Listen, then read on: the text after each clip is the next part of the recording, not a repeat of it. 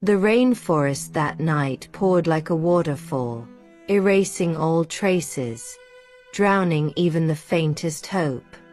But inside Jack was another storm. More violent, more painful. The last call from Tu Tien echoed in his mind. Jack. I'm in the forest. Someone. They're chasing me. Then silence. No signal, no clear sign. Only fear and a suffocating emptiness remained. Without a second's hesitation, Jack rushed to the local police station to file an emergency report. The police chief, a seasoned officer familiar with forest search missions, immediately deployed a team to coordinate with Jack. They started the search at dawn, based on the last week's signal from Tu Tien's phone. It led them to a remote area of the forest, dense, treacherous, almost untouched for years. As they entered the forest, thick mist wrapped around everything. The tangled canopy dimmed even daylight. Mud sucked at their boots, weeds reached their knees, and brambles clawed at every step. But Jack didn't flinch. His hands bled from thorns, his legs scraped from slips, but he pushed forward. Inside him wasn't just worry. It was a deep, unwavering love driving every breath. Tu Tien is strong. She'll leave signs, Jack said, reminding himself to keep faith. The team fanned out, searching every route, every shadow. They paused at every sound. Every clue, no matter how small, was precious. And then, caught on a low branch, they found a torn piece of fabric, light beige, like the blouse she wore when she left home. "She came through here," Jack whispered, eyes lighting up before darkening again. She had been running alone, through this wild forest, in fear.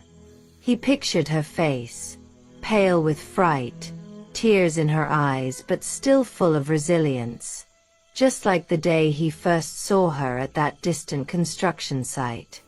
Each step forward felt heavier, but Jack didn't stop. Only one thought filled his mind. He had to find her. Along the way, he quietly collected broken twigs, faint footprints, scattered pieces she might have dropped to mark her trail. He stumbled, fell, bled, but never hesitated. While others rested for water, Jack stood still, eyes locked on the path ahead. Hours passed. They reached a steep slope near a rocky gorge. The ground was slippery and dangerous. As Jack climbed, he slipped and scraped his hand on sharp stones. A nearby officer rushed to help. "You should take a break," he said. Jack only clenched his jaw and shook his head. "No. She's afraid. I can't leave her alone." His determination earned the team's respect. They no longer saw him as just a worried man searching for a loved one, but as a fighter, fueled by love. By midday, sunlight filtered through the trees, casting soft light on the damp forest floor. That's when they spotted something hidden beneath the grass. A handkerchief, embroidered with a red plum blossom and the initials TT. Jack froze. It was the birthday gift he had given her last year, something she always kept close. He knelt down, hands trembling as he picked it up. Then he stood in silence for minutes. His fingers closed around the handkerchief, as if he were holding her hand. A faint scent lingered on the cloth, making his chest tighten. Memories surged like waves. The afternoon they sat together under a tree at the farm, her head resting on his shoulder, whispering, asterisk, as long as you're here, I'm not afraid of anything. Asterisk now, she was somewhere out there, alone, being hunted. You're still waiting for me, aren't you? Jack whispered, staring into the depths of the forest. Waiting for me to come and take you home. And he stepped forward, slowly but with certainty, because he knew. Asterisk asterisk because she's waiting for him asterisk asterisk. Evening descended upon the forest in a dreary grey mist, and the wind whistled through the trees like a warning. Tu Tien hid beneath a large tree trunk, her heart pounding. Her entire body was soaked, mud clung to her hands and feet, and scratches on her skin stung sharply. But she dared not make a sound, for the villains were still searching. Suddenly, a twig snapped behind her. Before she could turn around, a rough hand clamped over her mouth. She struggled, but she was exhausted after hours of running. A tall man forced her to the ground, hissing into her ear. You thought you could escape? They tied her hands with rope and blindfolded her. The sound of footsteps on forest soil faded as they dragged her deeper into the woods, pulling her farther from any hope. They brought her to a makeshift tent, hidden beneath branches and thick foliage. Dim light from a flashlight revealed a familiar face. The same man who had once stalked Jack and Tu Tien when they left the village. He stepped forward, smirking. Be a good girl. We just want money. As long as your boyfriend behaves, you'll be safe. Tu Tien glared at him, her mouth still sealed with duct tape, her heart burning with fear and fury. Another man pulled out a phone, turned on the video recording, and made a video call. After several tense rings, Jack's voice answered, anxious and breathless. Who is this? Where's Tu Tien? The man sneered and brought the camera close to Tu Tien's face, now bruised and tear-streaked. Her eyes trembled as she looked into the screen, tears falling freely. She's alive. But if you want to keep her that way, prepare 5 billion. You have 24 hours. You bastard. Jack roared. I'll find you. Don't you touch her. The man laughed coldly. Go ahead and try. But come early. And she might not make it. The call ended. Jack nearly smashed his phone. He turned to the officers nearby, his eyes blazing. They've taken Tu Tien. They sent a video. She's tied up and hurt. They're demanding ransom. Immediately, the search team widened their area. The lead officer spoke gravely. This looks like professional work. Could be hired criminals. We'll trace the call signal. Jack clenched Tu Tien's handkerchief, his eyes red. She's terrified, but I know she's strong. She's waiting for me. Back in the forest, Tu Tien's restraints were loosened slightly so she could drink water. She glanced around. No obvious escape route, but her eyes no longer held just fear. She knew Jack would not abandon her. Even if hope was faint in the dark forest, she held on, like holding his hand in her memories. She silently memorized everything. Their voices, their faces, the footsteps, the direction of the sun when she was brought into the tent. every tiny detail etched into her mind. Because if no one could save her, she would have to save herself. Meanwhile, Jack sat with police, monitoring the data from the call. A technician detected a strange signal from the southeast part of the forest. A dangerous zone closed off to the public. Jack rose instantly. "I'm going there." The lead officer nodded. "We're going too. But carefully. If they suspect we're near, they might kill the hostage." Jack's fists tightened, his face set with resolve. Tu Tien was somewhere out there, surrounded by criminals. But he knew, in that darkness, her heart was reaching for his. And that was all the reason he needed to keep going. Right after the threatening phone call, Jack could no longer stay calm.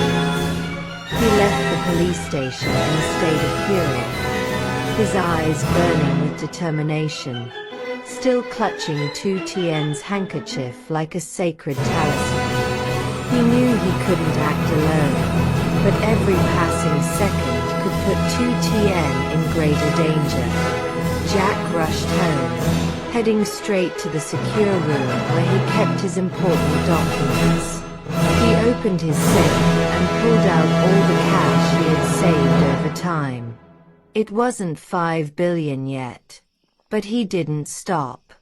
He called a close friend who worked at a bank, briefly explained the situation, and asked to withdraw all his savings, even taking out a large emergency loan. The friend was shocked but didn't ask questions. Jack's desperate voice said it all. After 3 hours of scrambling, Jack had nearly the full amount. He placed the thick bundles of money into a metal briefcase, locked and sealed it. But Jack knew that simply handing over the money wouldn't guarantee anything. Criminals rarely kept their word, and walking into a trap with cash and no plan could be fatal for Tu Tien. Back at the police station, Jack laid out his proposal. "I'll deliver the money exactly as they asked. But your team has to follow from a distance. If they try to move Tu Tien or betray the deal, we need to act immediately." The commanding officer nodded. "We'll set up surveillance. But you need to be prepared. If they suspect we're trailing them, the consequences could be serious." Jack gripped the briefcase handle. "I'm ready for anything. As long as Tu Tien is alive, I won't give up." The plan was launched that same night. A special task force split into 2 teams, disguised and hidden throughout the dense forest near the suspected hideout. A small tracking device was hidden in the briefcase handle to help locate it if things went awry. The next morning at exactly 9 a.m., Jack set off with the ransom money. The sunlight barely filtered through the misty air, and the road into the forest seemed endless. Nothing was more terrifying than silently walking into a ransom exchange for the woman he loved, without knowing what would happen next. At the rendezvous point, a clearing in the forest, Jack stood in the shade of tall trees, where every sound felt swallowed by the woods. No one showed up. 1 minute passed, then 2, 10 minutes. Suddenly, a voice came through a walkie-talkie hidden near a rock. "Put the briefcase down and walk back 50 steps. No tricks. We're watching from everywhere." Jack obeyed, scanning the area as he moved. He was certain the police were holding their breath, watching as well. Once Jack stepped away, a masked man emerged from the woods, grabbed the briefcase, and backed into the trees. The officer gave the signal. A drone was already in the air, recording and tracking the signal. The team followed the man carrying the money, leading them to a shabby hut. But when they arrived, it was empty. No Tu Tien. No signs of anyone living there. The officer frowned and ordered a signal check on the tracking device, but it had vanished.